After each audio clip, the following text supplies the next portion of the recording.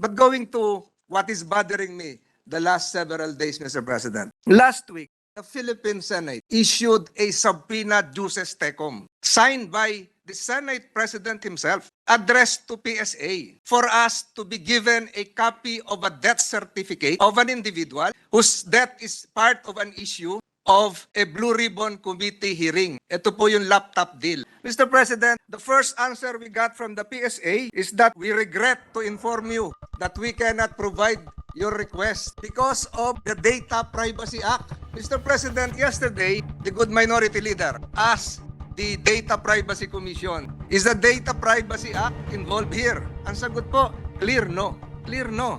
The Data Privacy Act will not apply, Mr. President. A review of the Data Privacy Act will show that a requirement for a subpoena is unnecessary. So ang ginawa po namin para mag-comply ang PSA, although they wrote us through an email, a letter, albeit late and probably thought of after their delay. And up to this date, hindi pa po sila nagko-comply, Mr. President. If that is not an indirect contempt, hindi ko na po alam kung anong tawag doon. Hindi sila nag-comply, binaliwala nila yung subpoena. Meron silang pinadalang email, may pinadala silang sulat. Ito po yung first communication namin na nakikiusap kami.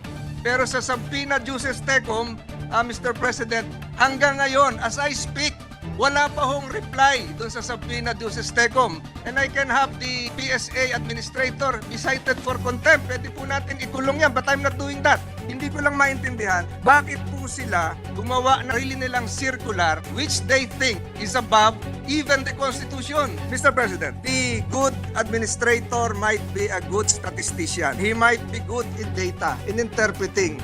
But I don't think he is good in interpreting the law, and he has no right to interpret the law, even existing procedures concerning the Blue Ribbon Committee, Mr. President. So, ang pinahiya po dito ay hindi lamang po ang Blue Ribbon Committee, kung hindi ang buong Senado. How can the PSA defy the Senate? Napakahalaga po nitong pag-uusap na ito, Mr. President, because it is indeed a defiance of a duly issued document coming from the Senate itself. So I'm in a quandary on how to deal with this. But I have no problem with the budgetary requirements of PSA. Ang kailangan lang po talaga is for them to recognize the law and consider themselves not above the law, Mr. President. The reason why I'm here saying this, Mr. President, is I am trying to preserve the integrity of this institution. Huwag naman tayong hiyain. Huwag naman hiyain yung Senado na sasabihin nila, gumawa kami ng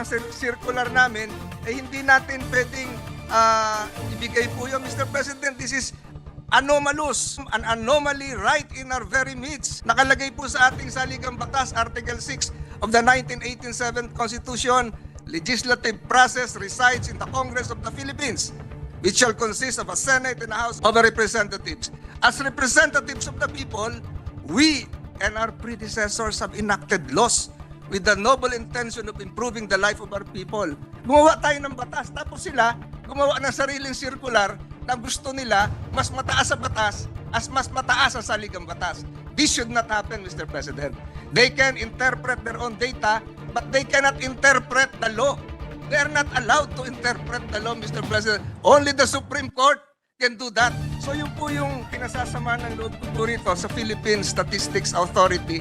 They continuously defy the processes issued by the Philippine Senate. PSA, I recognize the men and women of PSA. Nagpapakahirap po yung inyong mga enumerators sa inyong statistics. Kailangan po yan ng ating bansa. But respect the law. Respect the Constitution. Respect the Philippine Senate, where you are in right now. Respect the halls of this chamber. I hope the good PSA administrator who is listening here would be humble enough to admit that no one is above the law. Even if you interpret and can interpret your own data, you cannot interpret or mangle the law beyond the original intention of the legislators and even the framers of our Constitution.